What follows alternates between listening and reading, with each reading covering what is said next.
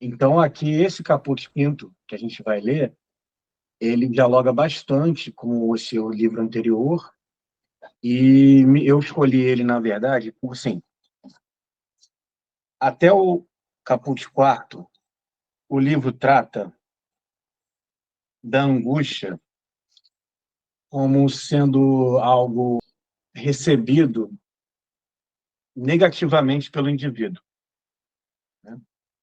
Como é em geral que acontece, exceto dentro do geral existe uma diferença também que ele dá uma insinuada aqui durante o livro, que é a criança quando tem aquela experiência de gostar de tomar susto, aquela coisa do mistério ali, né? Aí você fala, uma doce angústia, uma doce ansiedade. Criança ama, às vezes, é aquela coisa mais antiga, hoje em dia não sei se tem muito, né?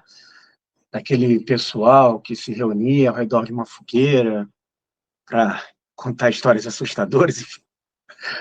Claro que eu não estou comparando a angústia do adulto com isso, mas eu estou só pontuando aí que isso tem a ver com essa angústia como o que salva pela fé. Bom, também eu vou ficar falando angústia, angústia, angústia. Eu não sei se está claro, né? Aliás, nem sei se está claro para ninguém. O que é angústia é tudo e nada ao mesmo tempo.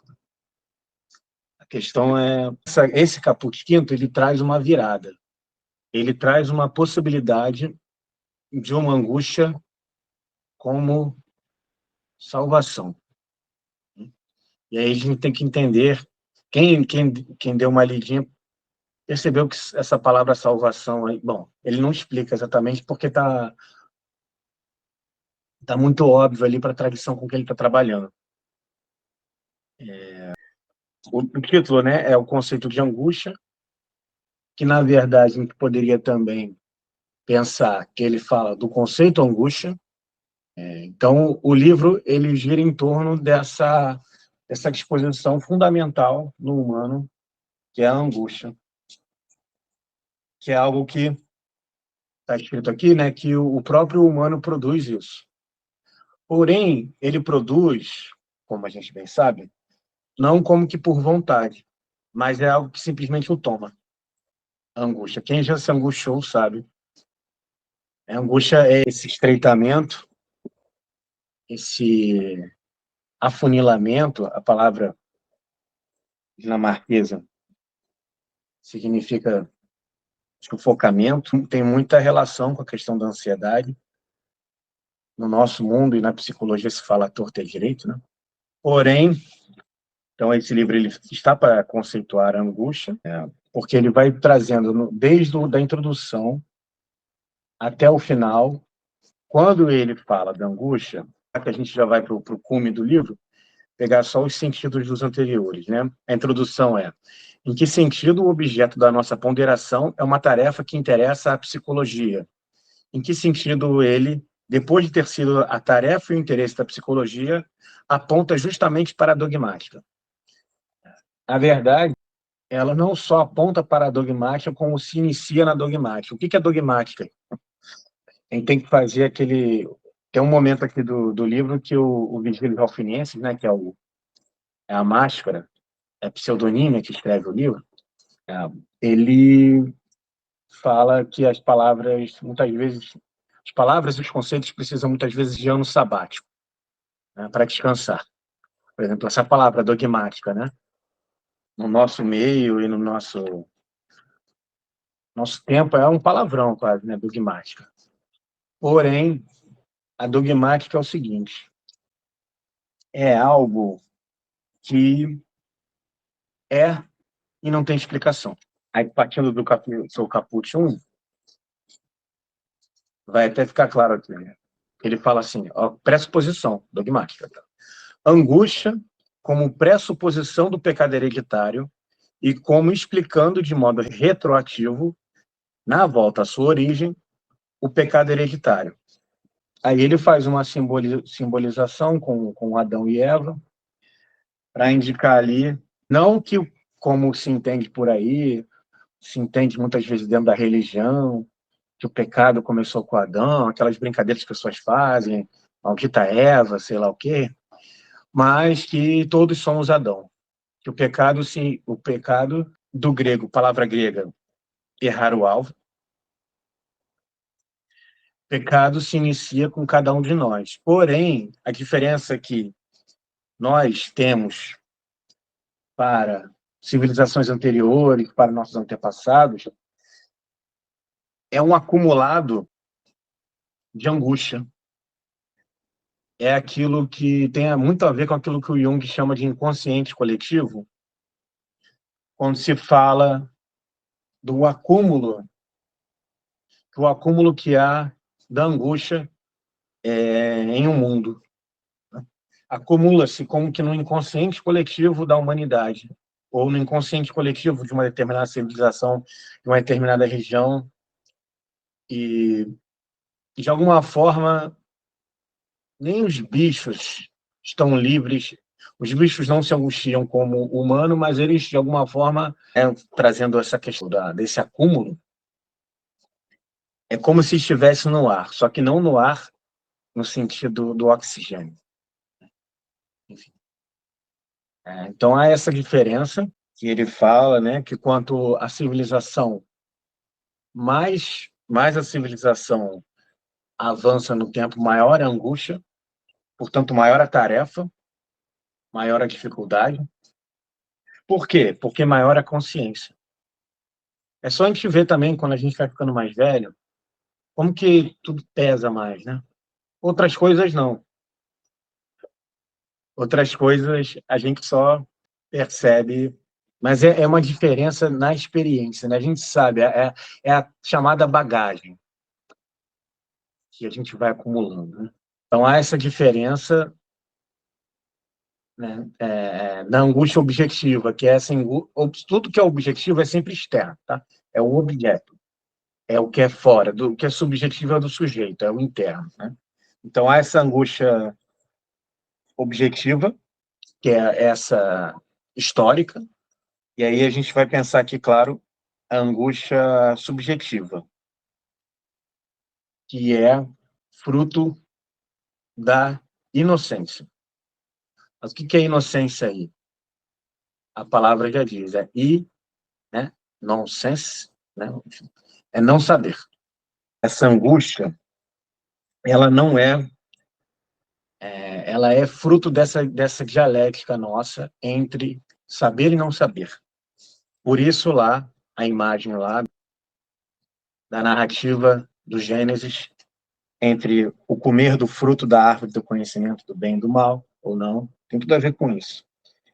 Enfim, e no caput 2, angústia na progressão do pecado hereditário.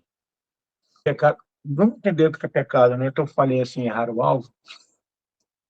Sensação nossa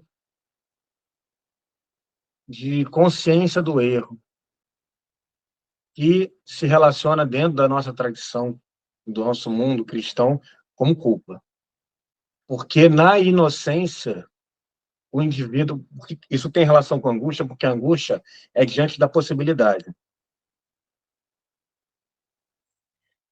A angústia de um indivíduo, ela é sempre um apontamento para o futuro. Por isso que a gente fala que a ansiedade é medo do futuro.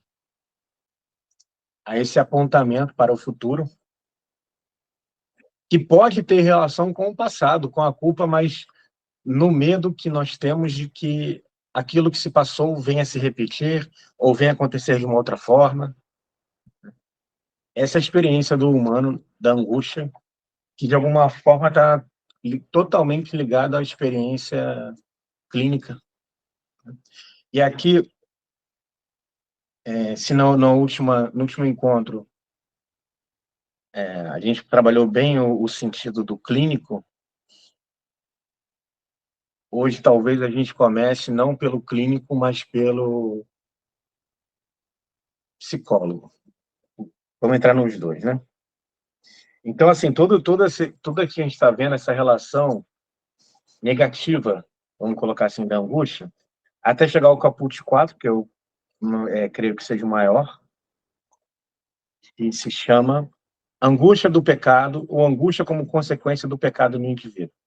E aqui, basicamente, tem 2 parágrafos: angústia diante do mal e angústia diante do bem. A angústia diante do mal é a angústia posta. Por que acontece? A angústia, ela não deveria existir. A angústia é sempre a posição, é sempre o acho que eu cheguei a explicar no último encontro, né, que a angústia ela é um medo sem objeto. Eu não lembro se eu expliquei isso. Mas a angústia ela é um medo sem objeto. Portanto, é um engano quando eu penso que a angústia é a angústia disso ou daquilo. Eu posso até ter, para quem leu aqui o texto, viu que mostra uma experiência do Cristo com a angústia, o Cristo suando sangue.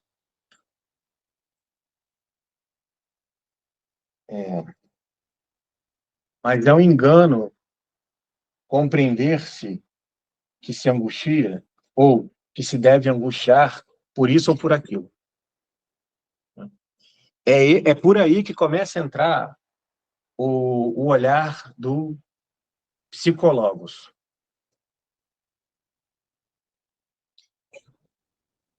Né? Que é esse que é um pensador da alma, né? Como diz lá no Doença para a Morte, mais um desenvolvimento mais na frente, ele chama de conhecedor de almas. O psicólogo, ele é o conhecedor da psique. Psique, para os gregos, não só alma, mas também vida. E, portanto, o psicólogos, independente de ter CRP ou não ter CRP, ou seja como for, ele é aquele que é o conhecedor, ou seja, aquele que está no logos, está no pensamento, está conhecendo a vida, a alma. Ou seja, também por isso, como eu disse no outro encontro, que o psicólogo ele é um filósofo, porém, ele é um filósofo da alma, da vida. Ou seja, ele é o filósofo por excelência. Porque ele não é um filósofo do direito ou um filósofo disso ou daquilo. O psicólogos, ele é o filósofo da vida, ou seja, de tudo aquilo que movimenta, ou seja, da alma humana, enfim. E esse que é o psicólogos, ele sabe, ele tem uma pressuposição, vamos colocar assim, dogmática, que não é dogmática como a gente entende, mas é algo que é afirmado e se mostra na experiência que o quê? Que o humano é liberdade. Aliás, a angústia define lá o capítulo 1. Eu não vou ficar voltando, porque assim, como vocês estão com a versão em PDF, eu pensei assim, vai dificultar. Se eu ficar, não, vamos ali no capítulo 1, vamos ali no sei o quê. Então, mas eu vou pegar aqui, vou falar de cabeça mesmo, as coisas que estão nos outros trechos, para a gente depois poder voltar. Mas, enfim, a angústia, ele define lá, né, como um diante do abismo, como vertigem da liberdade, é essa experiência, porque o humano ele é abismo, a vida é abismal. Então, por isso que, inclusive, ele fala no texto, né, sobre uma aprendizagem, sobre uma escola da angústia, enfim.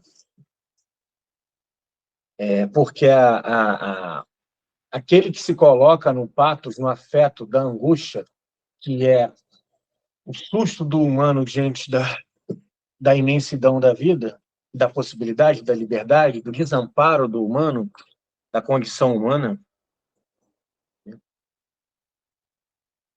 que por mais que a gente tente fugir no dia a dia disso, no cotidiano, vez por outra, isso toma, porque isso é um conteúdo latente,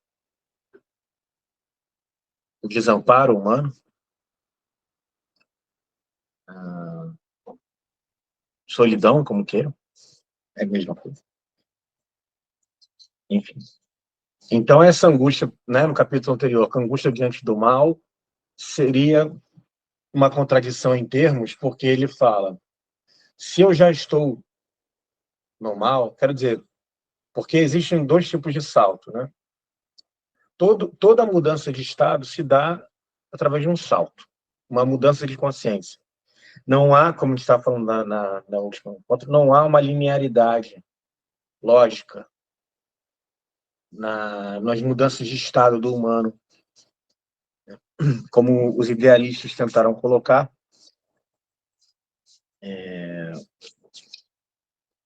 Na verdade, pressuporam, aí ele até critica aqui Hegel, porque o Hegel colocou uma palavra lá chamada passagem, como se houvesse uma passagem que se desse, como se na clínica o psicólogo pudesse saber, não, então isso, é aquilo, mais aquilo, e isso vai dar naquilo, né?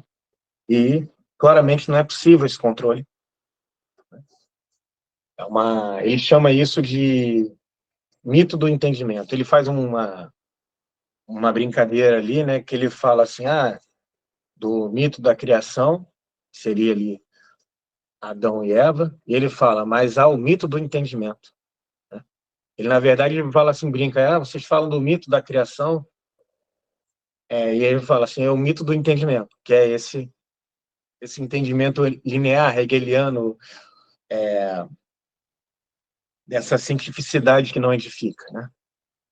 Enfim, agora, o maior parágrafo desse texto, todo, desse livro, se chama Angústia diante do bem, ou demoníaco.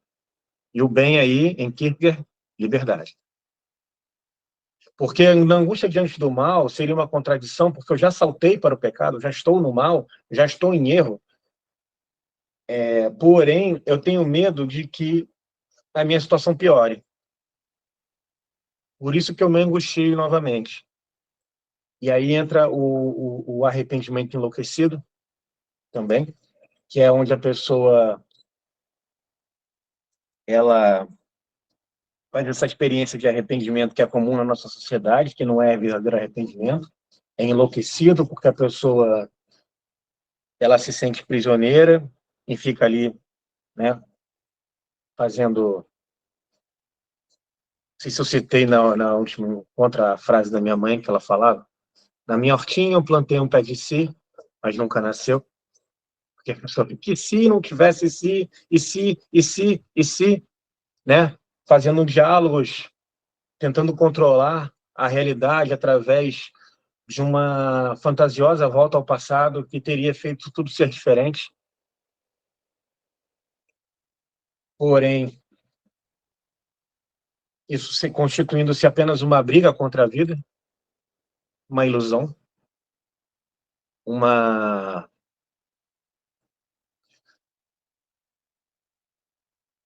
espécie de tentativa de corrigir, ou seja, porque a vida, justamente pela minha não liberdade de acolher a vida na própria,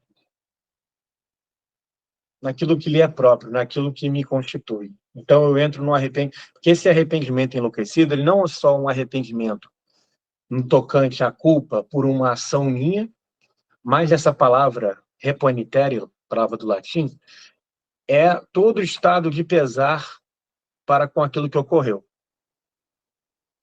Todo. Essa palavra vem de penitência. Então a pessoa fica naquela, para o resto da vida, plantando pé de si, ou no parágrafo 2, na angústia diante do bem, ou seja, angústia diante da liberdade, o indivíduo ele planta pé de si para o futuro, né? Ele tem medo de como serão as coisas. Né? Sejam elas, depois a gente vai chegar aqui, sejam a plantação de pé de si E pouca gente vai perceber o problema disso, que é quando é, em tese, otimista, quanto quando aquele medo antecipado, né? Porque, agora entrando aqui no nome, porque todo o título de uma grande obra, de alguma forma, contém nele já condensado não, tipo, concentrado, o que se está em jogo, né? E aqui, o nome do capítulo é Angústia como o que salva pela fé. Confesso a vocês que eu acho que é um capítulo de livro mais lindo que eu já li, porque só quem sabe, né? Porque olha essa coisa linda, angústia como salvação, né? Ou seja, angústia como aquilo que traz saúde. Salvação em Kierkegaard é sempre saúde. Ou seja, todo, inclusive, portanto, obviamente, todo psicólogo é um profissional da salvação, profissional da saúde, profissional da salvação. Bom,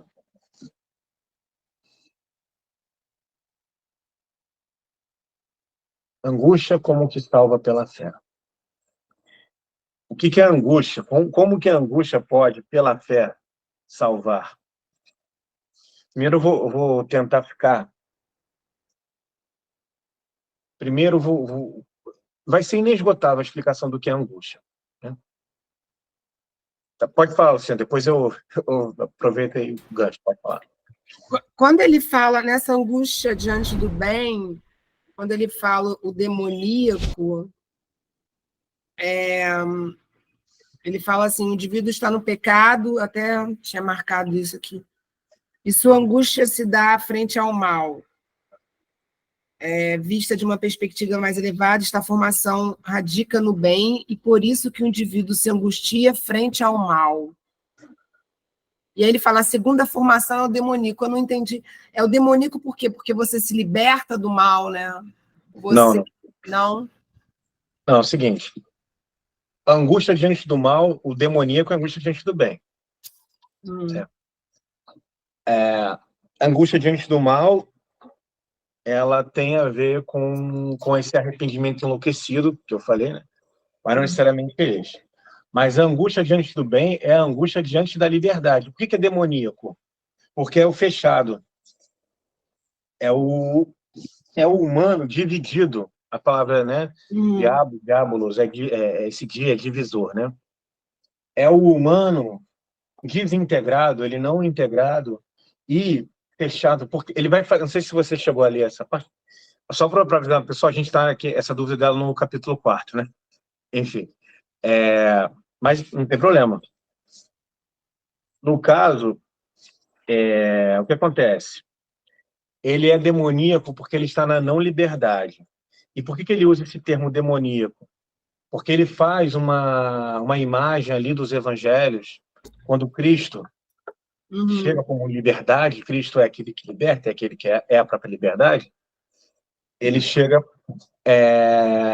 diante do demoníaco, do indivíduo endemoniado, né? E o demônio, ele sempre fala, né? O que tem eu contigo? Ele é fechado diante da possibilidade da liberdade. Estranho, né? Mas o demoníaco é aquele que não quer a liberdade. Ele pode até ele tem uma relação, porque como o humano é liberdade, então, o humano ele é angústia, porque o humano é liberdade. Por que o humano é liberdade? O humano... era mais ou menos essa tua dúvida mesmo que eu falei? Não, se quiser acrescentar um pouco. Tá. O humano, ele é liberdade, pois diferente do animal, ele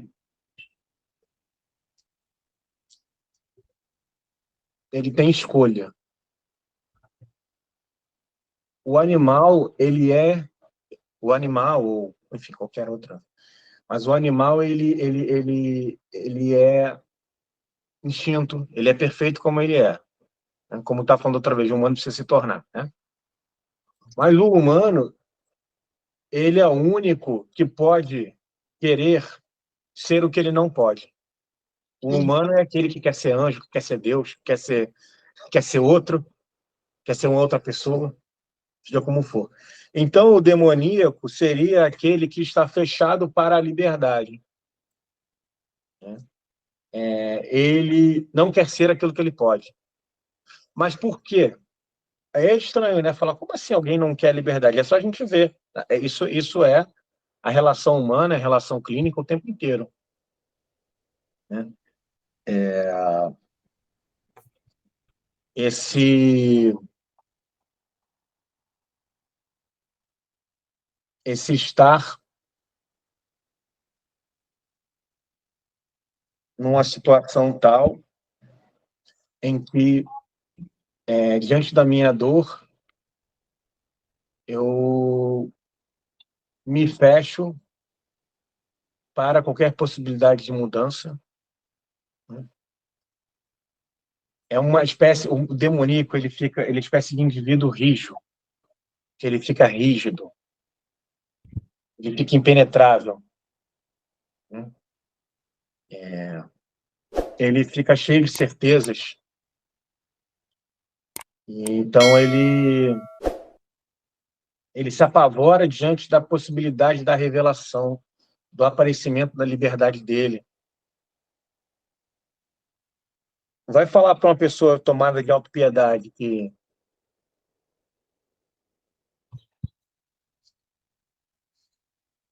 ela pode. Você pode. Né? Enfim.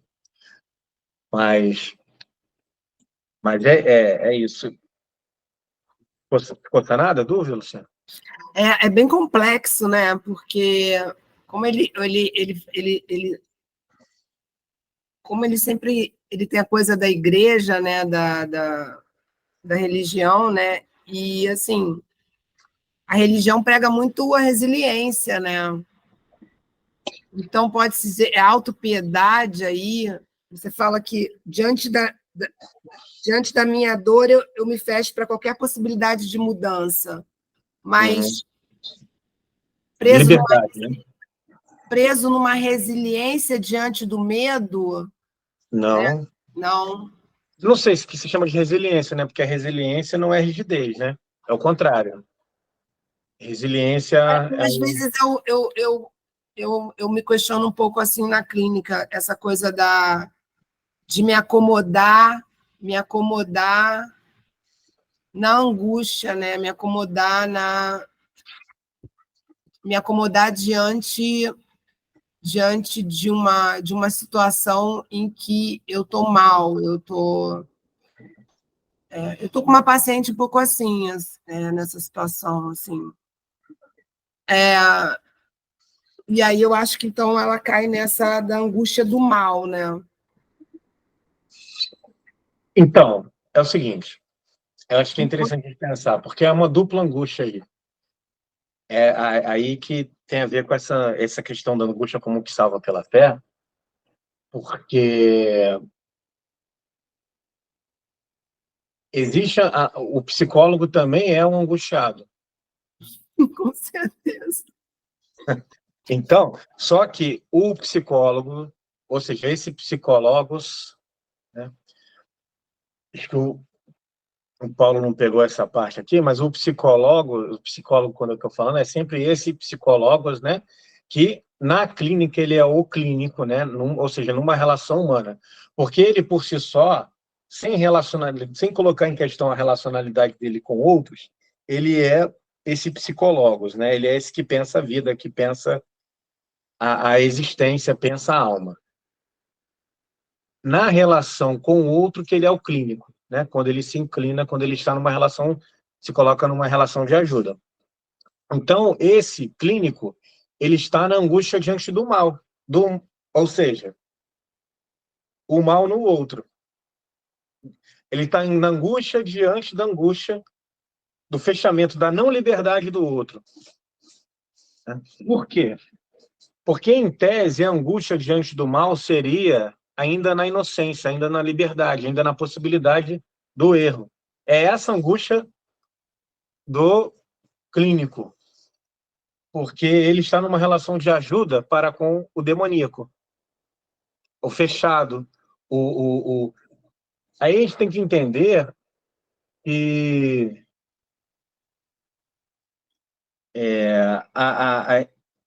eu não sei se pode haver uma acomodação na angústia, porque a angústia ela é um sufocamento, ela é um estreitamento, ela é algo da qual mostra que o livro inteiro que esse indivíduo foge dela.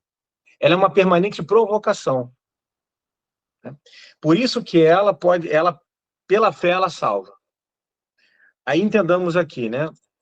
Angústia, então, como esse fechamento, esse estreitamento da passagem. Você imagina a imagem de uma mangueira saindo água? Aí quando a gente coloca o dedinho ali na mangueira, ou a gente pode fechar completamente, que aí fica aquela pressão ali grande e sabe-se lá o que vai acontecer se fechar muito tempo, né? Ou é aquilo que vai dar força e movimento se a gente põe parcialmente o dedo, né? A água sai muito mais rápido, não é isso? Até muito mais forte, né? Então a angústia ela tem esse fechamento, mas ela produz aqui um afunilamento existencial. Sempre. Por quê? Porque a angústia, quando eu estou angustiado,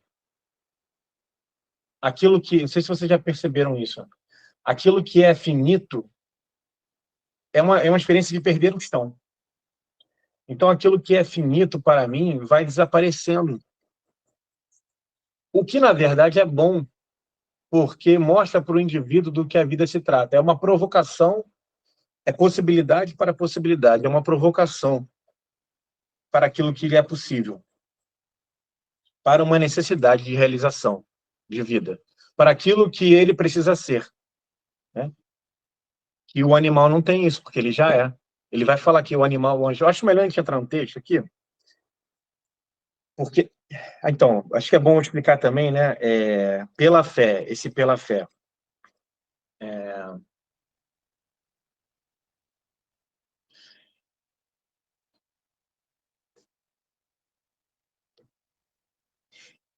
Essa fé aí, em Kierkegaard, é liberdade, ou seja, o clínico é aquele, o psicólogos é aquele que entende da angústia, que sabe do que se trata a possibilidade. Agora, o clínico é aquele que é amigo da angústia. Pela fé, ele pressupõe a liberdade no outro. Eu cheguei a comentar na último encontro que o edificante é pressupor o amor no outro. Ou seja, nesse caso aqui, pressupor a liberdade no outro. E, portanto, ele entende a importância do outro se angustiar. Enfim, vamos ler aqui, que aí vai aparecer as questões aqui. Vou ler logo no início aqui, tá? Acha-se num dos contos de Grimm uma narrativa sobre um moço que saiu a aventurar-se pelo mundo para aprender a angustiar-se. Deixamos esse aventureiro seguir seu caminho, sem nos preocuparmos em saber se encontrou ou não um terrível. Dessa vez, eu acho que esse texto é maior, não vai dar para eu, frase por frase, fazer aquilo como a gente fez na outra vez, porque, enfim, mesmo sendo 2 encontros, é muito maior, né? Mas, não sei se alguém conhece, né? Esse conto conta a história do João Sem Medo. João Sem Medo era um garoto que nunca não conhecia o medo. E aí ele saiu a aventurar-se para aprender a angustiar-se, né? Lá é sentir medo pela primeira vez. E ele procura os maiores especialistas em medo. As coisas poderiam ser mais assustadoras de todas que vocês podem imaginar. Nos lugares mais escuros, nas coisas mais absurdas. Tanto é que ele, por não ter medo, ele faz as maiores epopeias ali da região e se casa com a filha do rei, se não me engano, do rei, do prefeito, do governador, alguma coisa assim ali. E aí, só que o interessante é que nessa história, e ele não sentia, não sentia, não sentia. Aí um dia ele está deitado assim, com a noiva, com a princesa lá, e tem uns peixes ali que estão com ela, enfim, e cai um peixe em cima do peito dele, ele acorda, ele estava dormindo, ele acorda de súbito. Aí ele sente medo.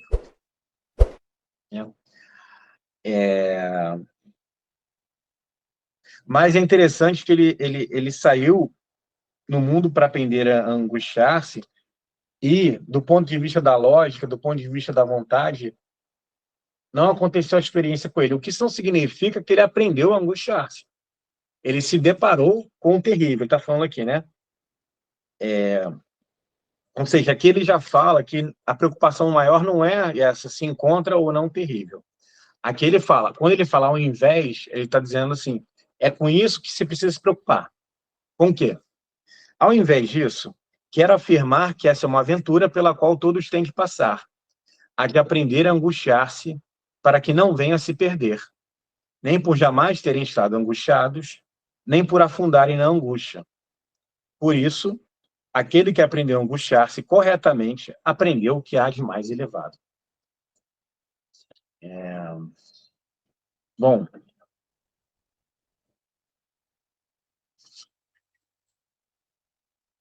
primeira coisa que é o seguinte, ele usa 2 vezes a palavra aventura,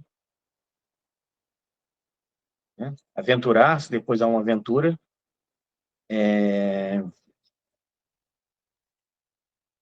que é de aprender a angustiar-se.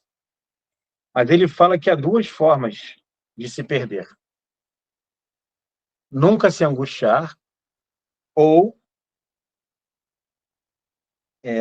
não aprender a angustiar-se corretamente, que seria o que ele chama de afundar-se na angústia.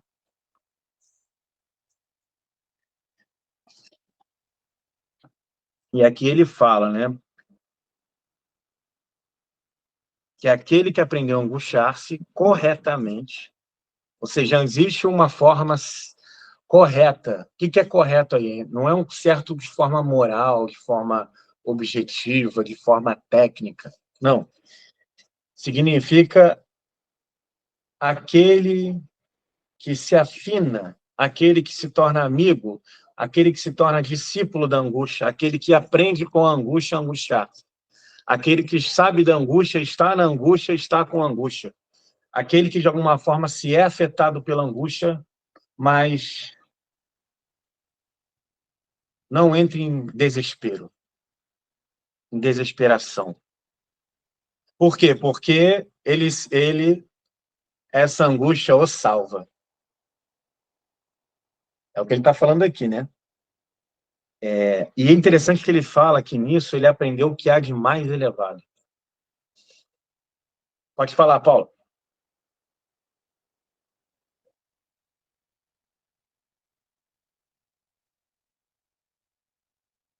Tem que tirar o microfone, Paulo. Sim, pronto, agora. Bom, primeiramente, bom dia a todos. Ciro, deixa eu só, então, fazer aqui uma colocação, na verdade, para ver, porque, assim, nós que não somos da área da psicologia, enfim, a gente sempre vai ter uma dificuldade em entender aí essa questão do uso dos termos e tudo mais. Mas a gente consegue ainda se aprofundar, né, mergulhar aí dentro desses conceitos e descobrir a riqueza que tem em tudo isso, independente, né, de qualquer conceito previamente formado, né? Eu até falava com você antes que a gente nunca vai estar livre desse tipo de coisa. Mas o que eu queria colocar é o seguinte, esse conceito de que a angústia salva pela fé, fica claro, assim, justamente naquele último capítulo, e aí você, é uma dúvida, você, por favor, me corrija, a angústia, ela seria, então, decorrente da liberdade, ou seja, a possibilidade gera angústia, né? E aí, nesse aspecto, ela se torna um sentimento, não sei se é esse o termo, mas um sentimento, uma coisa inerente. E é uma permanente provocação, como você utilizou aí agora há pouco, né? Então, para que a gente pudesse fazer assim uma análise, assim, um paralelo, eu até pensei aqui, assim como os alertas fisiológicos mais básicos do homem, né, como a fome, como a sede, que acabam, quando ocorrem, acabam projetando o homem aquilo que a gente entende como o encontro de si mesmo, enquanto instinto, né, de autossalvação, a angústia ela ocorre também, da mesma forma, nos projetando a uma luta, ao bom combate, né? Você pudesse utilizar esse termo cristão, né, esse termo crístico. E aí até despertando todos esses gatilhos de reação que a gente entende aí. Nesse momento, seria correto, então, a gente compreender que é o momento em que aprender a angustiar-se, é nesse momento em que a gente pode verificar a relação da fé, ou seja, a fé ela entra neste momento como uma escola do aprender a angustiar-se, na medida em que você aprende a lidar com as possibilidades enfim, abandonar-se diante das possibilidades, reduzir a interferência das possibilidades que geram angústia, né? Ou seja, a gente volta aí ao ponto inicial, seria correto a gente pensar dessa forma? Então,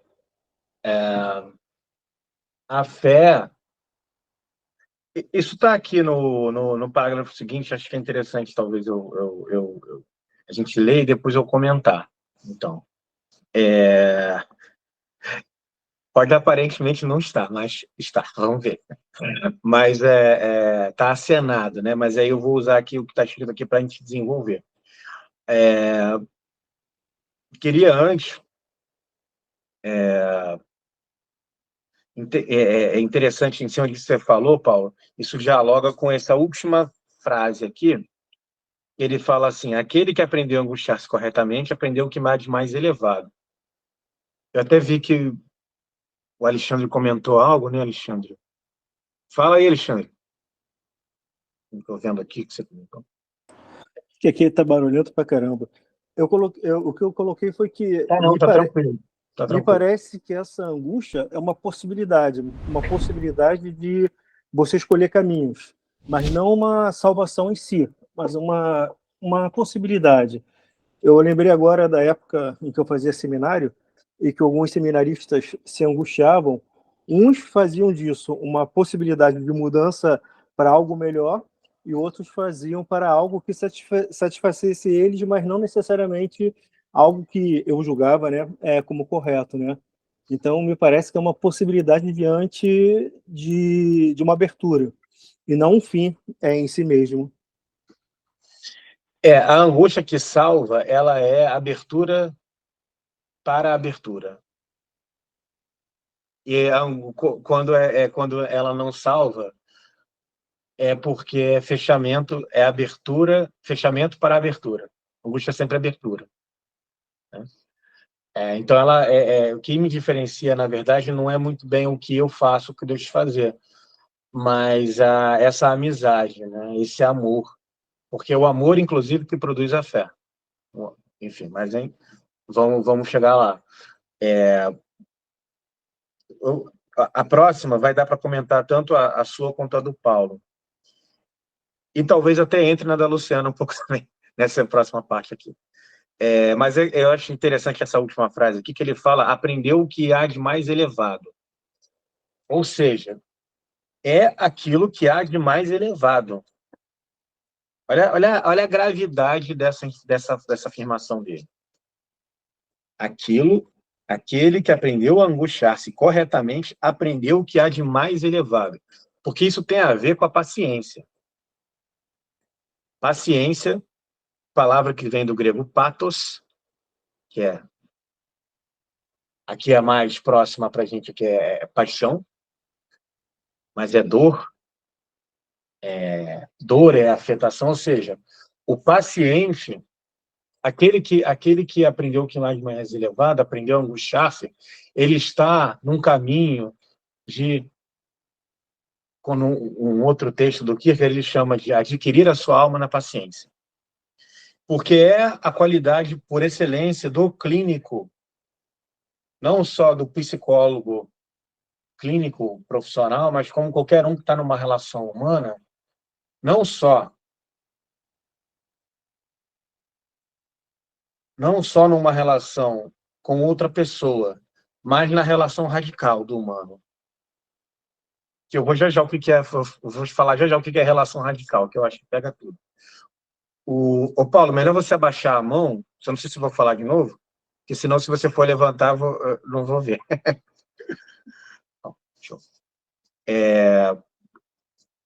Esse negócio do Meet às vezes é complicado, né? Enfim. Vamos ler esse segundo parágrafo, que aí eu vou entrar na questão do Paulo. Se um humano fosse um animal ou um anjo, não poderia angustiar-se. Dado que ele é síntese, pode angustiar-se. E quanto mais profundamente se angustia, tanto maior é o ser humano. Mas não, contudo, no sentido em que os homens em geral o consideram, referindo a angústia a algo externo, como que exterior ao homem, e no sentido de que sim no sentido de que ele mesmo produz angústia. Nossa, eu li mal pra caramba agora.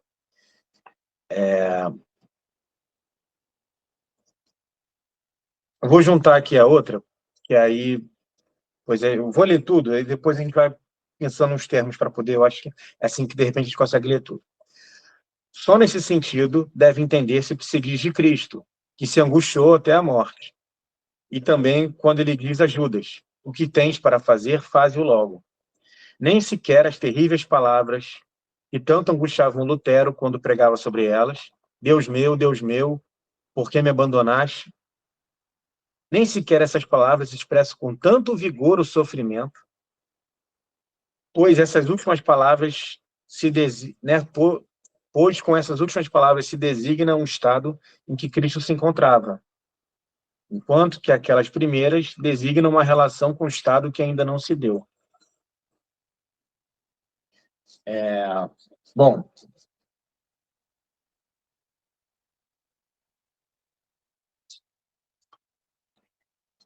primeira coisa é o seguinte: por que se o humano fosse um animal ou um anjo, ele não poderia angustiar-se? Porque o animal não tem espírito, isto é, liberdade. O animal, se ele diz não ao instinto, na verdade não é por deliberação própria, é porque um humano o treinou para tanto, né? Em geral, chama-se o cão adestrado, etc. e tal, né? Então ele não pode angustiar-se. Já o anjo, trazendo aqui a imagem que ele está trazendo, para fazer um contraponto ao animal, evidentemente, ele também não pode angustiar-se porque ele já é espírito. Só que o humano não, ele está falando, o humano, ele é uma síntese. Síntese de quê? Do anímico e do corpóreo, né? Se a gente for falar conforme a tradição de alma e corpo. Mas o que é isso, né? Aqui, vou até reler essa parte aqui. Dado que é uma síntese, pode angustiar-se. Quanto mais profundamente se angustia, tanto maior é o ser humano. Mas não, contudo, no sentido que os humanos em geral consideram, referindo a angústia a algo externo, como algo que é exterior ao homem, e sim no sentido que ele me produz angústia. Acho que essa questão de alma e corpo e espírito eu falei no último encontro, né? Mas, retomando aqui,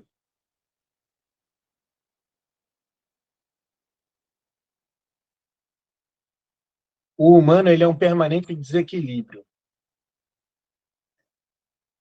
Essa questão anímica, né, do nosso ânimo e do nosso corpo, ela nunca está em perfeito equilíbrio. Ela não, o pessoal da biologia, da medicina, sabe essa busca pela homeostase que o corpo tem e que nunca é alcançada, né?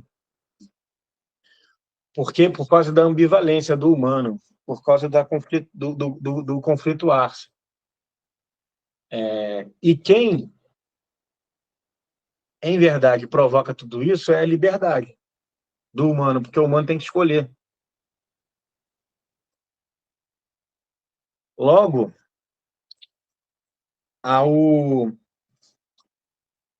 a esse desequilíbrio na síntese, esse desequilíbrio, né, é uma dialética, né? E ele fala aqui também, né, se não me engano, de temporal e eterno. Não, vai chegar lá ainda. Mas o humano, ele é esse que pode se tornar, pode não se tornar, pode dizer sim, pode dizer não. Ele é indigente, ele é dor, né? Chama lá o Nietzsche no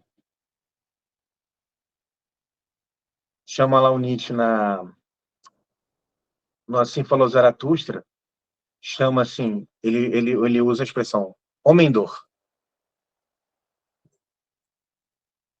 A constituição do humano é dor. Só que o humano, a dor humana é diferente, porque o humano ele tem dor da dor.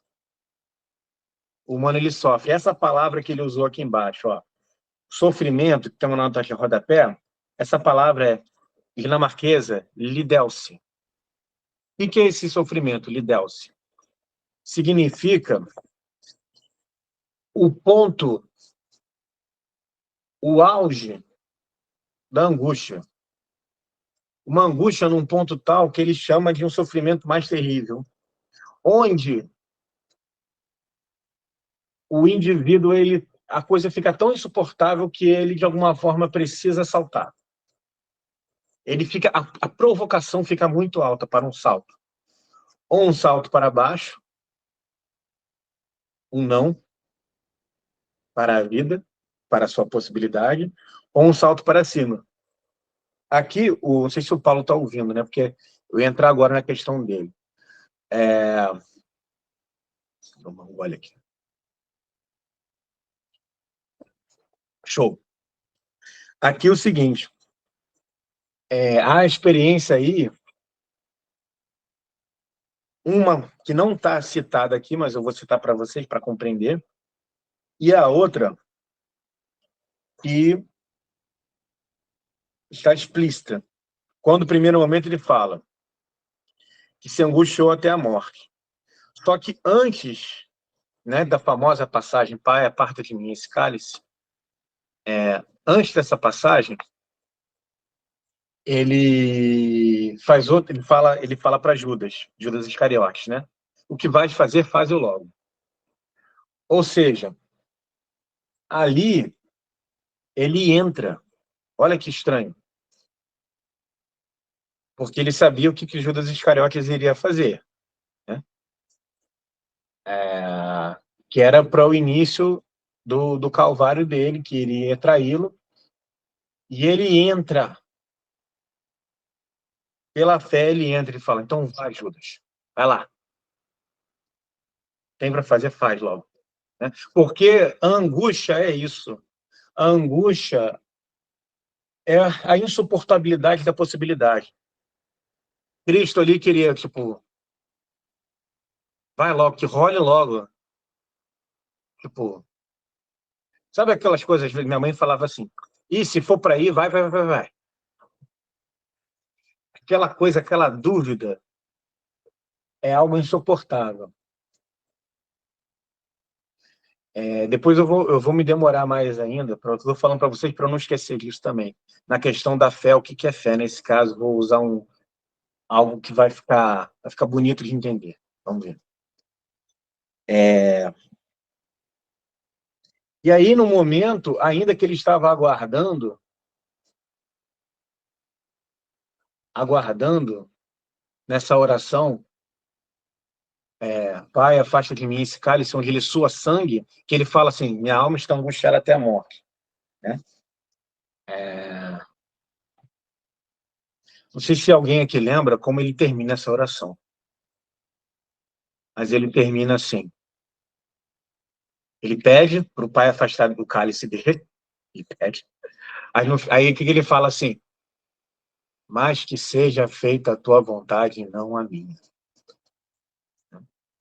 Ou seja, ele volta, estava angustiado, estava com esse medo, ele não sabia como é que seria a coisa, né? Todo esse porvir que viria, que tem a frase final ali, né? Do que depois de ter acontecido, o que era? Olha só, quando ele fala assim, Deus meu, por que me abandonaste? Né? Era isso que ele temia, a separação do Pai, né? Enfim, aí tem categorias teológicas aí que não importa, mas tem a ver com a morte dele, enquanto separação ali do espírito, etc. De Deus, enfim. Mas ele entra na angústia, quer dizer, ele entra na escola da angústia, ele diz sim à possibilidade quando ele fala. Isso é crucial para a gente entender, do ponto de vista psicológico, isso. Ele diz sim à possibilidade quando ele fala para Judas. O que tem para fazer, faz já. Né? Ele fala, é isso, né? O que vai fazer, faz-o logo.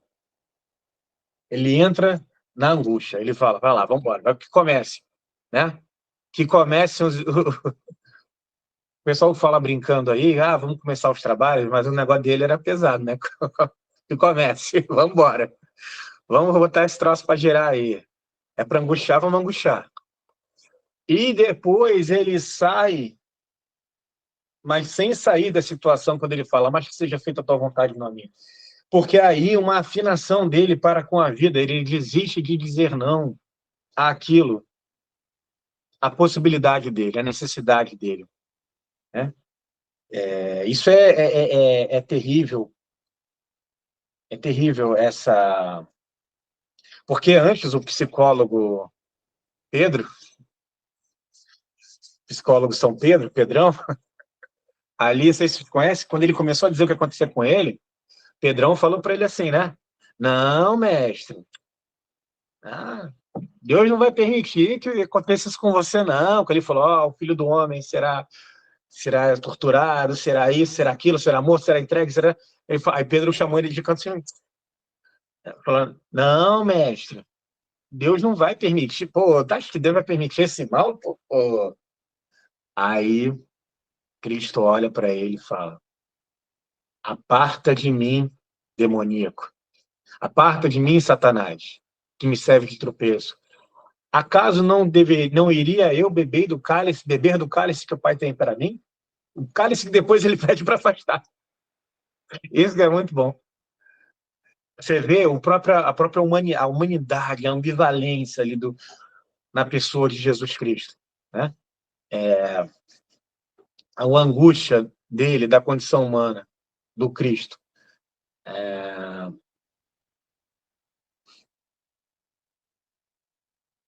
Então, ele fala, né, que quando já é realidade, ainda assim, olha só, olha que realidade terrível, que era aquilo que ele temia.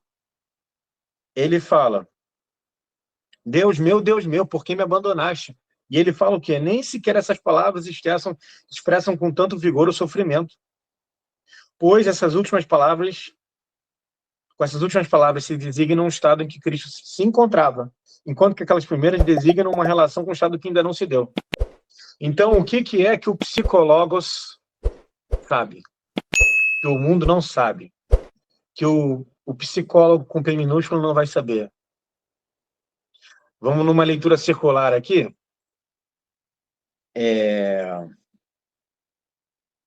Está insinuado que há algo que é mais pesado, não é isso?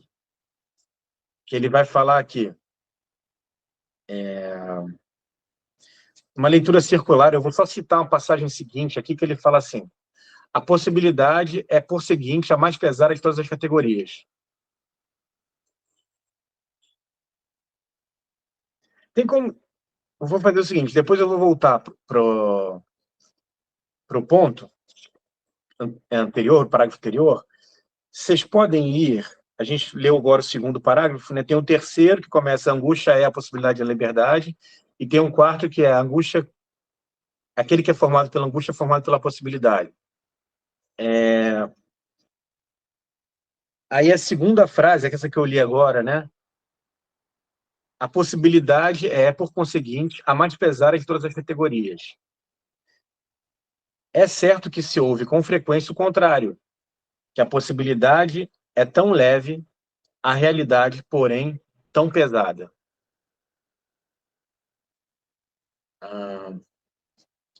Agora, o que o psicólogo sabe que ninguém sabe, quando é ninguém, o cotidiano não sabe, é que é o contrário. É que a realidade é sempre muito mais leve do que era a possibilidade. Tanto nesse caso, inclusive, que aquilo que ele mais temia, e aconteceu, foi muito mais leve do que enquanto era a possibilidade. Aí entra um pouco a questão da fé, entra aí. Tá. Vou ler para vocês aqui, para entender como é que funciona essa amizade da angústia. Existe um texto do Nietzsche,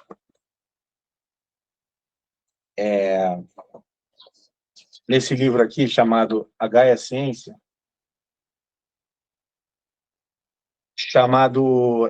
que é um livro de aforismos, né? Esse se chama Aforismo, o nome dele é Para o Ano Novo. Tá? É um texto que o Nietzsche faz no Ano Novo, em 1º de janeiro de 1988. Ele diz assim: vivo ainda penso. É necessário ainda que eu viva, porque é necessário ainda que eu pense.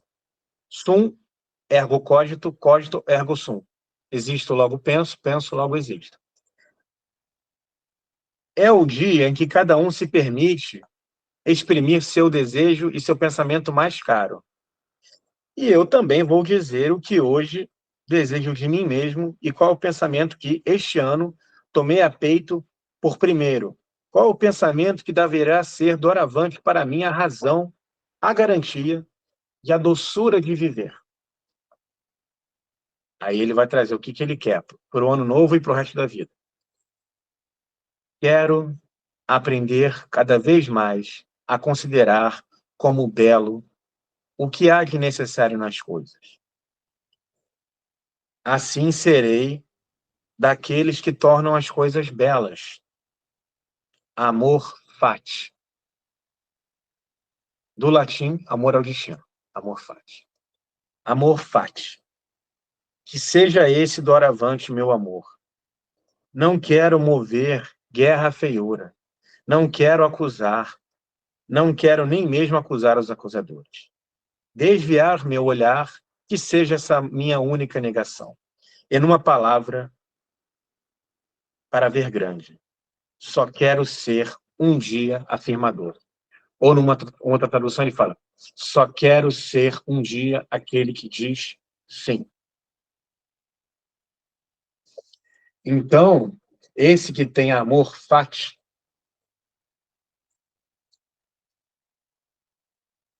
é aquele que entende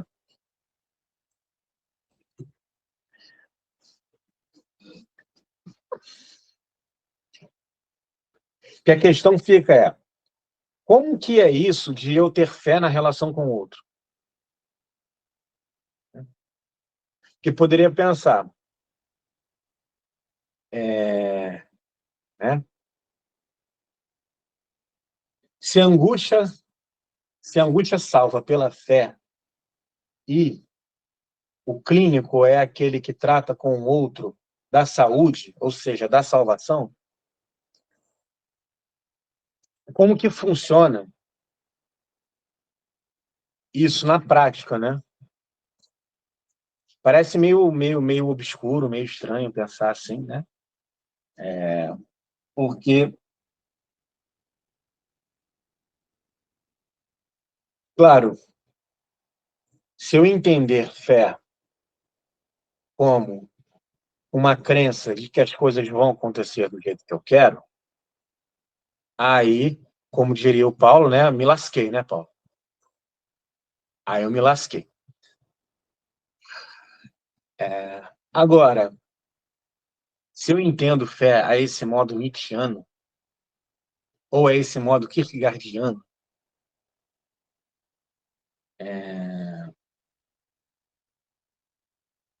como esse amor fati, amor ao destino, ou seja, vamos pensar aqui, se eu amo o destino, eu temo o destino?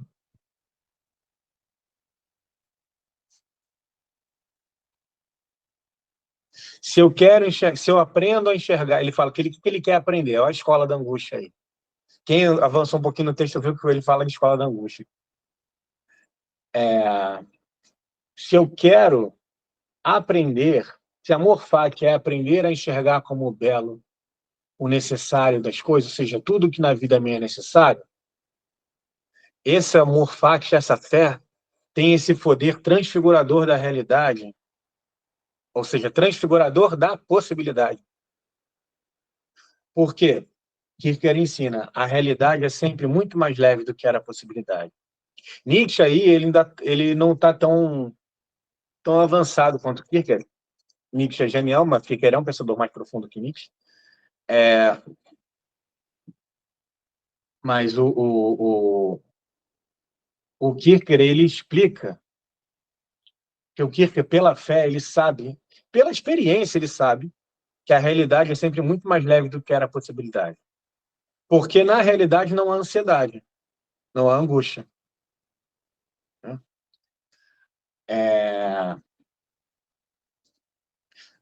Tem um momento aqui, vou ter que fazer a leitura circular mesmo, porque eu tenho medo da gente não chegar lá, porque ou acabar não passando direto. Professor, então quer dizer que, para ele, quem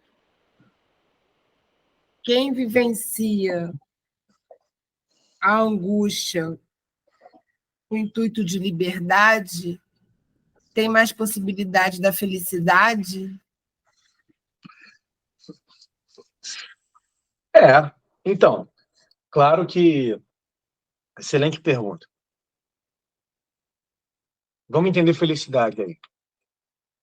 Ó, felicidade para os gregos...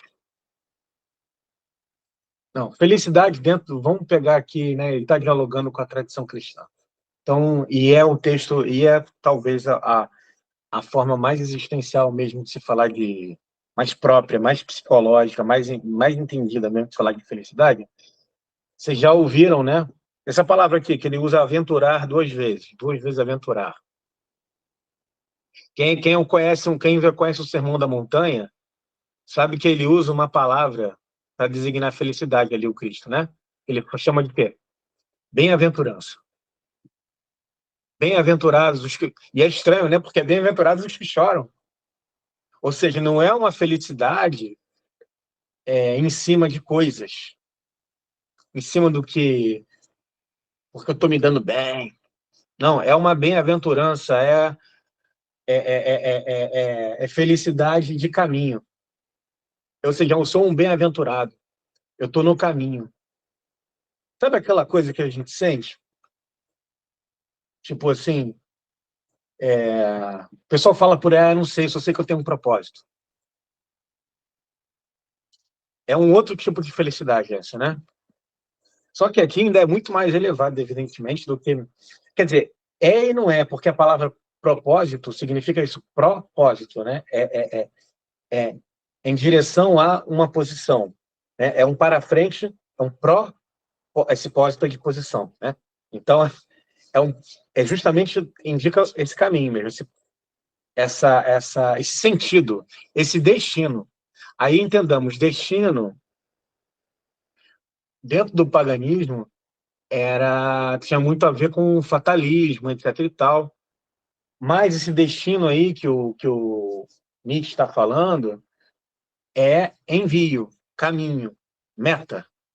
Por exemplo, quando você envia uma carta, manda para o destinatário, né? Não é uma coisa fatalista. Então, o bem-aventurado, o feliz, é aquele que, sim, ele ama o destino. Por quê? Porque a felicidade dele, Luciana, não depende do que acontece, mas está na própria dinâmica do tornar-se. Né? Ele está fazendo uma experiência de uma outra grandeza. A gente pode chamar aqui, porque isso tudo é um caminho de... Claro, aí a gente parando para refletir sobre isso e falar, pô, cara, demanda maturidade isso, né? Então, mas essa maturidade, o nome dessa maturidade é aquilo que o Nietzsche chama de forma criança. Forma criança. Por quê? Porque a criança, ele diz, inclusive, há muito mais de criança no adulto do que no jovem. Essa palavra criança significa isso, aquele que cria, está no movimento de criança, de criar. E o que é o nome disso que o Nietzsche dá? Transvaloração dos valores. Ou seja, o que é o cara que está na escola da angústia, ou seja, o psicólogos clínico, ele usa a angústia como arte. É transfiguração da dor. Ou seja, ele é um artista da angústia. Ele não teme a angústia, nem a sua, nem a do outro. Por quê? Porque ele, como não demoníaco, como edificante que ele tem essa dogmática, que é a pressuposição do amor, do bem, da liberdade no outro. Por isso que eu não tutelo o outro. Por isso que eu trato o outro como adulto. Porque o jogo de palavras fica... Se eu exagerar aqui vai ficar confuso, então eu não vou exagerar. Mas, vou tentar não exagerar. Mas essa criança é, ao mesmo tempo, aquele que tem essa atitude clínica, ou seja, essa atitude de humildade. Diz lá no ponto de vista explicativo da minha obra como autor, um livro do Kierkegaard que ele explica a obra dele, ele chama isso de humilhação. Agora, não é uma humilhação diante do ego do outro. E isso é a humilhação que o mundo entende, né? Eu me humilhar diante do ego do outro. Não. É aquela máxima que entendedores, que aqueles que têm ouvidos para ouvir, ouvirão, que é: convém que eu diminua para que ele cresça. O clínico é esse, que diminui para que o outro cresça. E por que ele faz isso? Por que ele sabe fazer isso? Claro que existem algumas pessoas que meio que são naturalmente assim. Né? Quem nunca viu? Que a pessoa, nossa, a pessoa naturalmente humilde, amorosa, seja lá o que for, tudo bem. Mas o que ele está falando aqui é coisa de gente grande. É coisa da pessoa que aprende a ser assim. Né? Porque, senão, tá bom, ou a pessoa dá uma sorte de nascer assim, ou, enfim, bobagem no caramba, né? Então, o que está em jogo aqui é essa aprendizagem. Porque qual é a diferença do clínico? Porque o clínico, como ele é um psicólogos, e clinicamente, ou seja, ele é amoroso, ele tem essa humilhação, ele diminui para que o outro cresça, ele serve, ele ajuda, ele pressupõe a liberdade no outro, ele não entra em competição, ele deixa o outro tão à vontade com ele para ser ele mesmo, no acolhimento da possibilidade que é a do outro. Enfim, quando a gente lê a repetição, entra na questão da pressa e do entendimento, ou do tempo lento da paciência, né? Enfim. Isso aqui, vou ler esse próximo parágrafo aqui, que voltando ao ponto, porque, enfim, porque vamos ler, né, e porque tem a ver também com isso, que ele fala assim, esse é o terceiro, tá?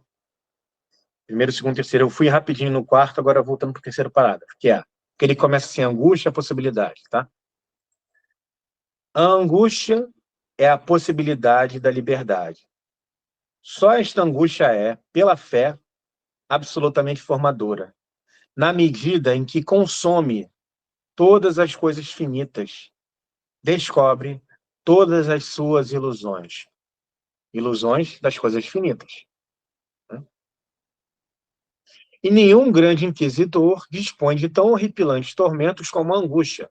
E nenhum espião sabe investir sobre o suspeito com tanta astúcia, justo no momento em que esta... Eu estava lendo aqui, pensei que eu devia ter citado uma outra coisa. Mas, enfim, eu vou continuar aqui, depois eu comento qualquer coisa. Foi mal. E nenhum grande inquisitor dispõe de tão horripilantes tormentos como a angústia, e nenhum espião sabe investir sobre o suspeito com tanta astúcia, justo no momento em que está mais debilitado, ou sabe preparar armadilhas em que este ficará preso, tão insidiosamente como a angústia, e nenhum juiz sagaz consegue examinar, sim, animar, desalentar, o acusado como a angústia, que não o deixa escapar jamais, nem nas diversões, nem no barulho, nem no trabalho, nem de dia e nem de noite.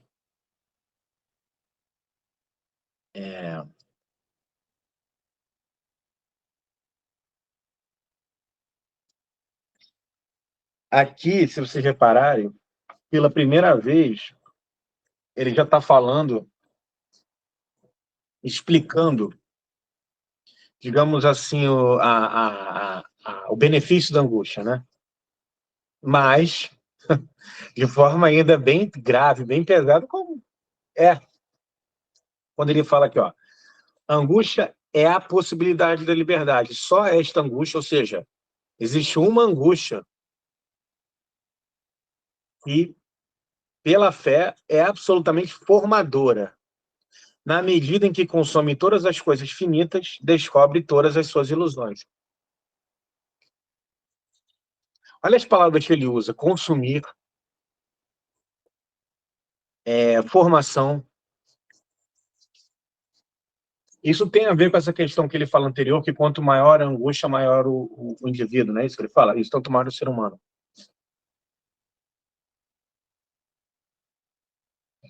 Vamos entender aqui a angústia como peso, né? Como ele fala aqui.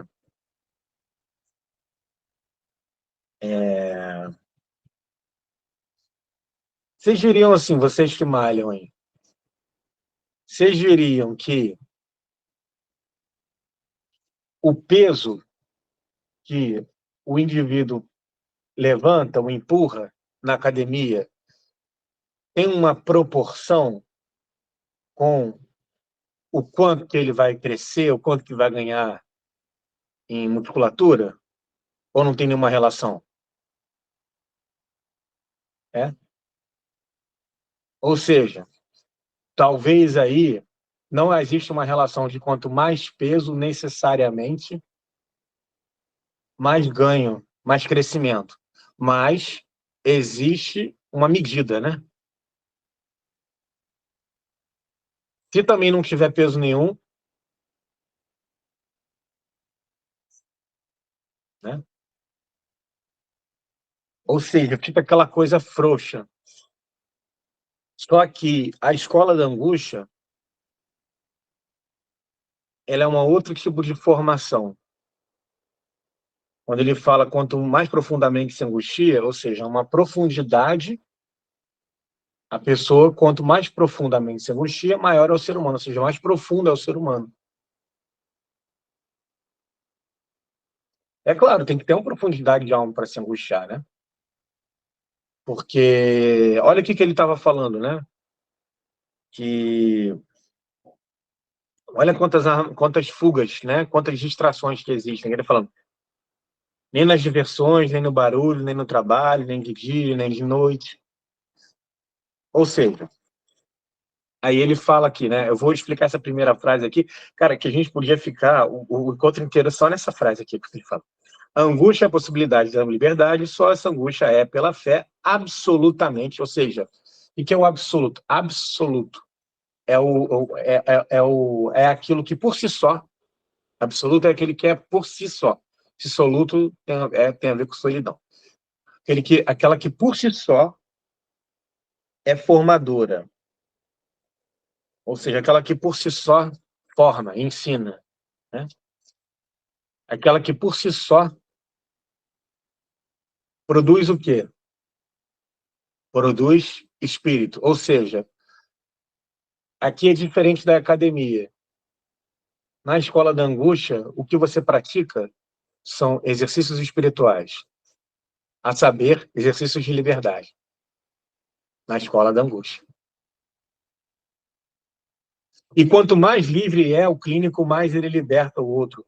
Porque o estranho é isso, porque o edificante, não sei se alguém aqui já, imagino que sim, né? Pessoas que já fizeram terapia e sabem, enfim, terapia, análise, sabem a diferença que é de estar diante de um livre,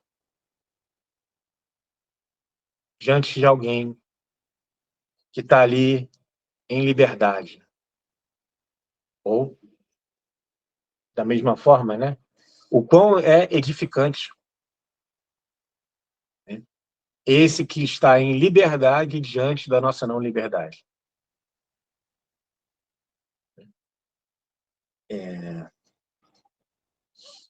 É porque o clínico que está em liberdade, né? Ele vai estimular a liberdade eu acho que a liberdade do paciente e de alguma maneira ele vai estar mais até congruente com aquele momento, mas em sintonia com aquela angústia, né? Eu sei porque eu sou uma pessoa que eu vivo a angústia, né? Eu sempre fui desde nova, né? Aquela que mergulhava na angústia, né? Sem remédio, sem fugas e sem para dar esse salto aí, né? Então, tipo, sempre fui essa pessoa, né? E engraçado que um tempo atrás eu estava vendo com o meu terapeuta, é um cara que ele é livre, assim, e eu estava num processo de angústia, ele falava, eu acho que você precisa se medicar. Ele falava. Eu trabalhando, e ele falava, eu acho que você está precisando de uma medicação. Aí eu falava, não, eu vou sair da angústia. E realmente, quando você sai, você tem um salto, né? É engraçado mesmo, você tem esse salto, né? Você tem uma abertura, né? Você tem uma liberdade, né? E aí fica mais fácil você olhar para o seu paciente com esse olhar livre mesmo e mais amável, né? Mais com amor mesmo, né? Por essa angústia dele, nessa busca da liberdade. É muito Amando ele inteiro, né? é muito incrível você ler, né? E você vê na prática isso, né? É o cara que sabia o que estava falando, Kierkegaard. Estimular ou estar em abertura para a liberdade do outro. Então, é esse que é o ponto. Então, o psicólogo clínico, ou seja, o pensador da existência que está nessa relação de ajuda, nessa relação de amor,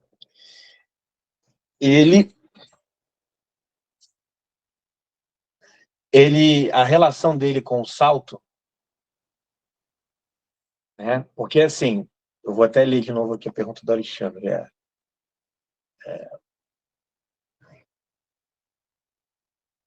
E travou aqui. Fala aí, Alexandre. Não foi só um questionamento, se é estimular ou estar aberto à liberdade do outro. Perfeito. Mas o estar aberto já é um estímulo, né? Já é a própria provocação.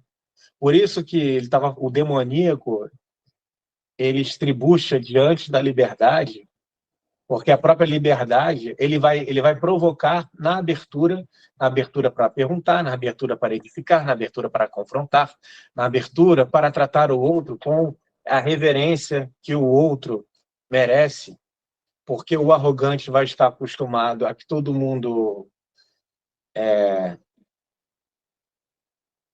vamos colocar assim, porque como essa humilhação não é diante do ego do outro, mas é diante da vida do outro.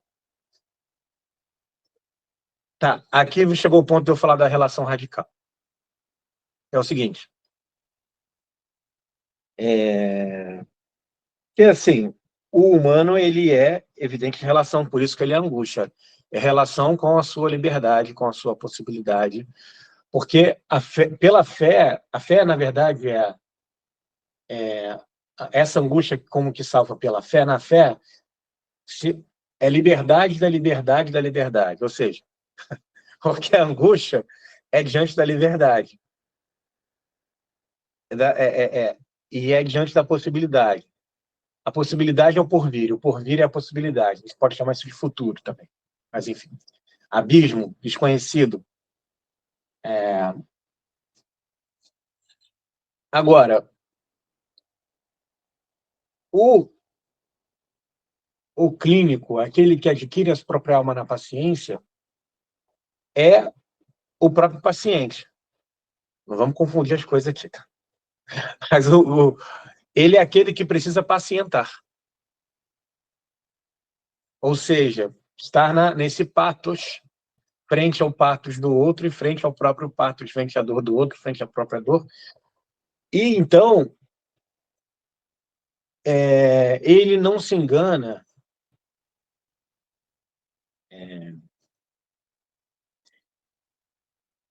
Isso aí eu confesso que não foi... Confesso não foi Kierkegaard que falou, é um pensamento meu. Mas, enfim, é isso. Bom, vamos ver, vamos pensar. O humano é relação, porém, existe uma relação radical do humano, que aqui, assim, a gente pode chamar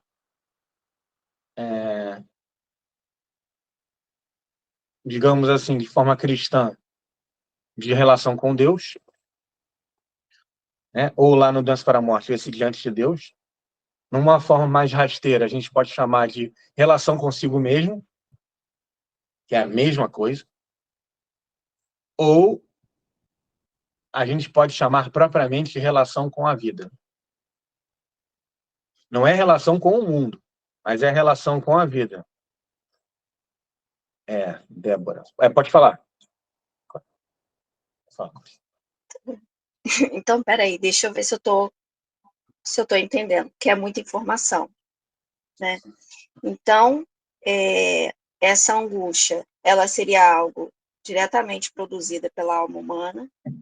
Quanto mais eu vou me aprofundando nela, no sentido de sentir, de me apropriar dessa angústia, mais eu me torno humano, sendo que ela sempre vai existir enquanto ser humano, né? E sem esse entendimento, sem essa tomada de consciência do que é esse sofrimento, e como ele, como um obstáculo, entendendo ela, que ela está ali para me fazer sentir e para me tornar mais humano, que essa experiência do que eu faço com isso e o que me fará estar a cada momento mais elevado. Então, quanto mais eu me aproprio dessa experiência, né? Menos preso eu fico a ela. E ele, quando ele fala ali, né, de que nada vai me distrair, é daquilo que eu sinto, dessa possibilidade como a mais pesada, porque eu sou responsável pelas minhas escolhas. E essa possibilidade de tudo, o que eu tenho acesso e das consequências. E sendo possível expandir o meu entendimento do que é real, trazendo sofrimento nos momentos difíceis, mas como crescimento. Seria mais ou menos isso? E isso está explicado aqui, depois eu falo da relação radical. Aliás, tem tudo a ver com a relação radical. Está explicado aqui na primeira frase, que é angústia, a possibilidade da liberdade. Só se a angústia é pela fé, absolutamente formadora, na medida em que consome todas as coisas finitas, descobre todas as suas ilusões. Ou seja, vamos entender aqui esse consumir todas as coisas finitas. Por como a angústia ela é um afunilamento existencial, né, esse estreitamento, angst, de alguma forma,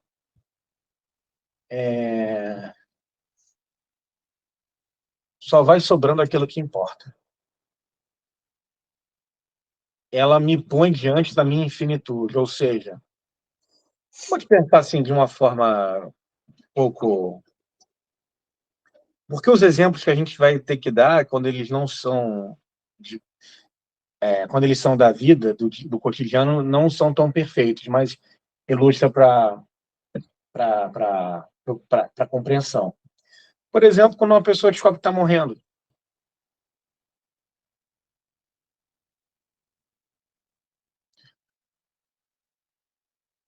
Como que tudo muda, né? Em geral. A pessoa começa a repensar e começa aí a falar, agora eu comecei a dar valor ao que importa. Olha, eu vou te falar que é muito mais profundo do que isso, tá? Mas isso dá um aceno para a experiência. Então, o que a angústia faz é manifestar a realidade de quê? Lembra que eu falei no último encontro? Que a angústia é a vertigem da liberdade como possibilidade para a possibilidade, ou seja, essa possibilidade para a possibilidade é a possibilidade, que é a minha. Ou seja, é possibilidade para necessidade. Eu sou convocado para o meu necessário. Ou seja, essa liberdade é o vir a ser de uma possibilidade que é uma necessidade. Né? Ou seja, a angústia ela manifesta no meio das possibilidades a possibilidade. Qual é a nossa possibilidade? Clínica. É aquilo que, para mim, ou não, posso falar por mim, mas imagino que para nós, em algum nível, é coisa de vida ou de morte. É a tal ideia que ele fala, né, nos diários dele, o que ele fala assim, coisa crucial é encontrar uma verdade para mim. Uma verdade que seja uma ideia pela qual eu vá viver ou morrer. Então, quando eu estou na escola da angústia, eu tenho essa amizade, esse amor à angústia,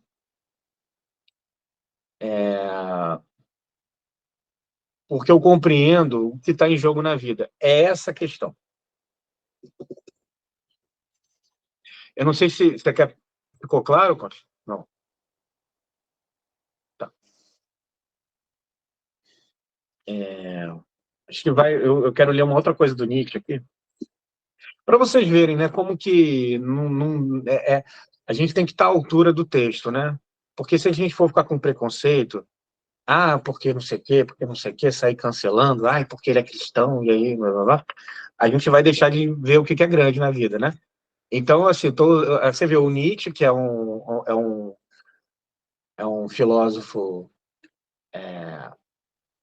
tido como quase que um anticristão, sei lá o que. Tá? E o pensamento, o Nietzsche como eu estava falando, o Nietzsche é um kierkegaardiano que não sabia que era. Enfim. Tem aqui um texto chamado das 3 transformações do espírito, nesse livro Assim Falou Zaratustra, que ele fala, nesse livro não, o que eu li antes foi Garcia, esse aqui, ó, Assim Falou Zaratustra, é o livro mais famoso do Nietzsche, né? É o livro que ele fala que tudo gira em torno dele no pensamento. O Nietzsche, com toda a humildade dele, diz que não há nada de maior no mundo do que Assim Falou Zaratustra. Enfim. E tem a ver com essa questão da humilhação, porque, entendamos, humilhação, acho que eu expliquei no último encontro, não posso falar de novo, humildação, né? Não existe a palavra humildação, tem a ver com, como a Débora falou, humanização, tornar-se humano, tornar-se humilde, o tal do humus, né? Por quê? Porque esse humus é justamente de onde também vem a palavra humor, que o clínico ele tem um humor próprio da clínica, que é o edificante, que é essa humildade, esse humus, né, que é essa liberdade, esse amor, o humor próprio dele é clínica, que é essa atitude, né? Por que eu estou voltando à questão da humilhação? Porque já devem ter ouvido nos evangelhos quando Cristo fala assim, aquele que não se humilhar como uma dessas crianças, tinham crianças ali, ele falou, né, de maneira alguma entrar no reino dos céus, né? Ou seja, ele está falando dessa humildade da criança, que o Nietzsche ele pega aqui com toda a força essa questão da criança. Nesse discurso aqui das três transformações, ou das 3 metamorfoses, eu vou ler só a primeira frase aqui, para vocês entenderem do que se trata, depois eu pego o ponto-chave. Tomei-vos as 3 metamorfoses do espírito. Como o espírito se torna camelo, o camelo um leão, e por último, o leão uma criança, né? São essas 3 transformações. O camelo é um animal de carga.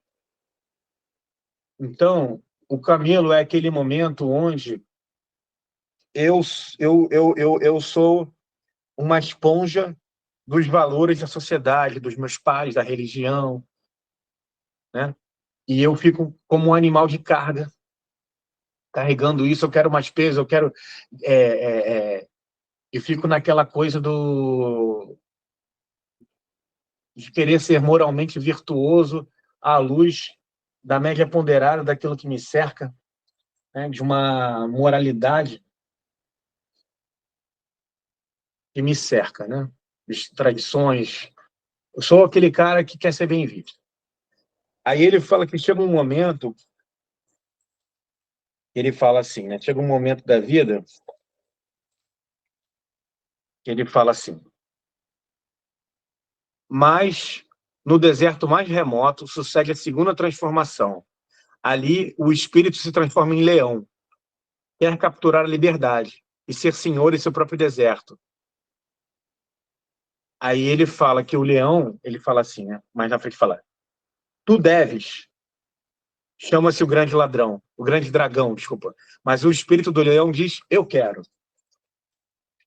Ou seja, o grande dragão é a tradição, tudo isso, né? A religião, os valores de apóstolos. E o leão, ele diz esse eu quero.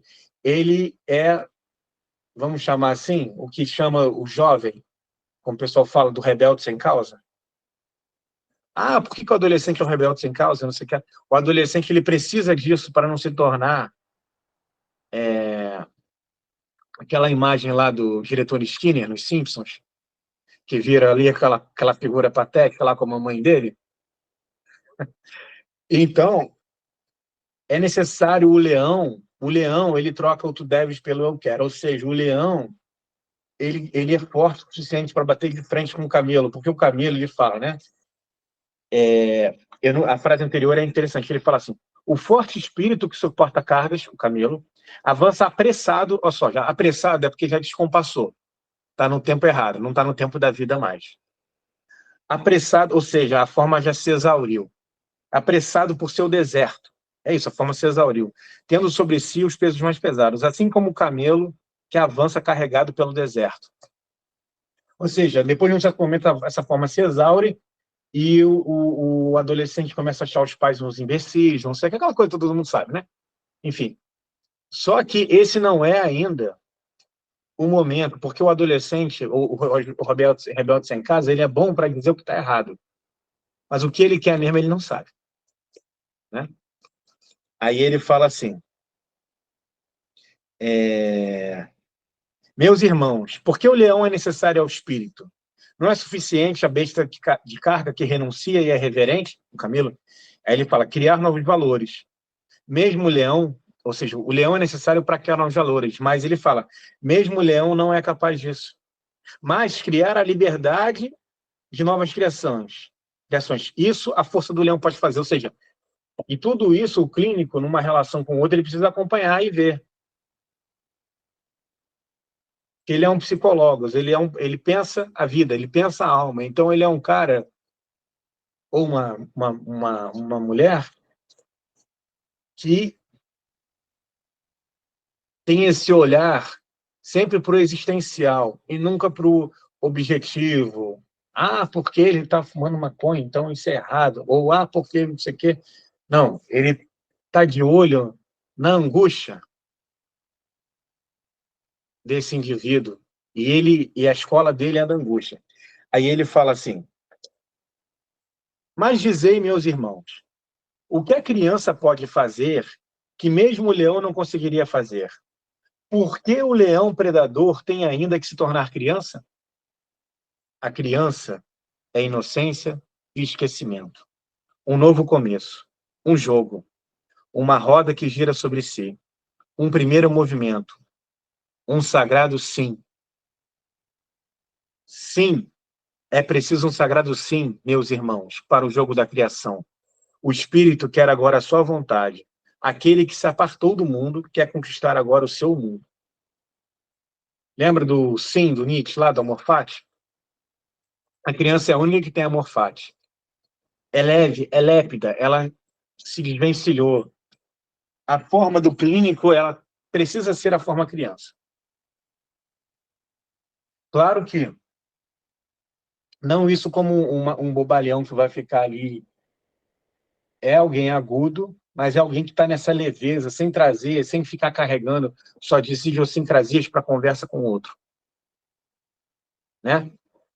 Porque o que está em questão aí para o clínico? O que ele fala? Porque o clínico ele não pode provocar o salto do outro, mas o que ele pode fazer é atendimento. O que é atendimento? Atendere, atenção. Ele, na atenção que ele dar ao outro, se é atendimento, ele torna o outro atento. Aí entrando na questão do Alexandre. Porque ele, na abertura, ele provoca. Ele vai estar nessa relação de desvelamento com o outro naquilo que aparece. Portanto, o que ele pode fazer é isso, é trazer o outro para atenção àquilo que está em jogo. Mas, ou seja, o que ele pode diante da angústia do outro? Ele pode tudo e não pode nada. Ele nada pode. Mas ele, ao mesmo tempo, ele tem um trabalho mais difícil, que é, ao mesmo tempo, que é o trabalho próprio, que a gente pode chamar de ele salvaguarda a possibilidade do salto no outro. Ele é um guardião do salto para saúde. para a salvação do outro. Ou seja, esse salto seria, né, sempre tem a ver tudo com a liberdade, né? Porque existe o salto para baixo, que seria o não, e o salto para cima, que seria o sim. O sim é a vida, uma roda que gira sobre si. Você e tem uma música que a vida está tocando, né? Ah, sim, a tal da relação, para a gente ir encaminhando.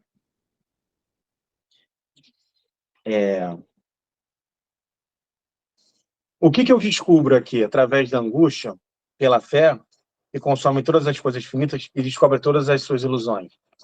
Eu descubro que existe apenas uma relação radical, que é a minha relação com a vida. Todas as outras relações, elas são desdobramentos dessa. O que está em jogo na vida, né, como eu estava falando na semana passada, sobre se tornar-se, ou seja, o que o clínico sabe? Ele não se prende, enquanto psicólogos, ele não se prende ao objetivo. Ele não se distrai com o que está acontecendo. Por que ele está falando aqui? Todas as situações podem enganar as pessoas, né? Aí fala, não, tem que acontecer tal coisa para o fulano aprender. Aí vai e não aprende. Não é assim? Cara, não aprendeu nada. Porque não adianta. A coisa se dá de súbito. Então, a tarefa, o que o clínico pode? Ele pode ser esse que faz essa... Ele salvaguarda a possibilidade do salto, a possibilidade da liberdade no outro. Porque ele pressupõe, pela fé. O que é fé? Fé é a certeza daquilo que não se vê, não é isso? Então, eu não vejo com os meus olhos, não objetivamente falando, o outro ainda é o demoníaco. Porém, eu pressuponho liberdade nele, e nisso eu sou edificante. Eu embelezo ele através do meu olhar edificante, né? Ou seja, eu vou consumindo as ilusões, eu vou ajudando ele a consumir as ilusões da vida, porque todas as minhas perguntas, todas as minhas provocações vão sempre em torno dessa relação radical. Eu compreendo que o que está em jogo é ele, em sua relação radical, sua relação que ele pode chamar de relação com Deus, ele pode chamar de relação com ele mesmo, ele pode chamar, dificilmente vai chamar, mas é o que está em jogo, relação com a vida. Com a psique, com a vida, com o todo, né? Porque todas as nossas relações, outras, elas se desdobram da nossa relação radical. Radical no sentido de raiz, né? Radical, né? Sim, raiz. Fundante, relação fundante, né? Portanto, a relação radical do clínico é o que vai desdobrar na relação radical, na relação dele com o outro. Então, diferente do que... Porque, claro, nessa visada, né, esse psicólogos, que ele não é meramente um técnico, ele é alguém que... O estranho e o estranhíssimo, e eu posso dizer por experiência, pessoal, que o próprio clinicar é terapêutico. Não que você vai querer fazer terapia com o paciente, acho que não, né? Não façam isso. Mas é terapêutico, porque é edificante, né? Então, o que ele está dizendo aqui é que a angústia, ela é tão provocadora que não há nenhum grande inquisidor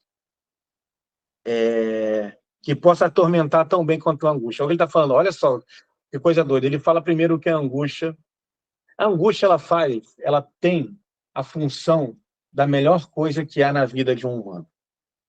Qual seja? Desilusão. O que é desilusão?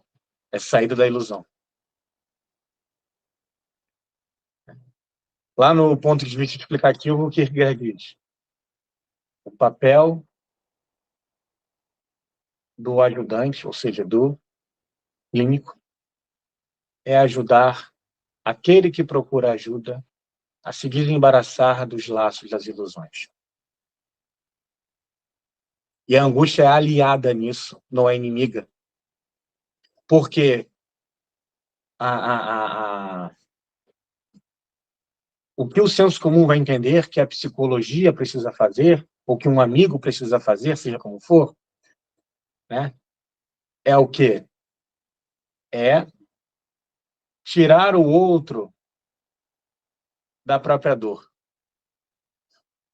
Mas eu não posso carregar a dor do outro, a cruz do outro. A segunda parte dessa aula estará disponível no canal no dia 26 de julho de 2025.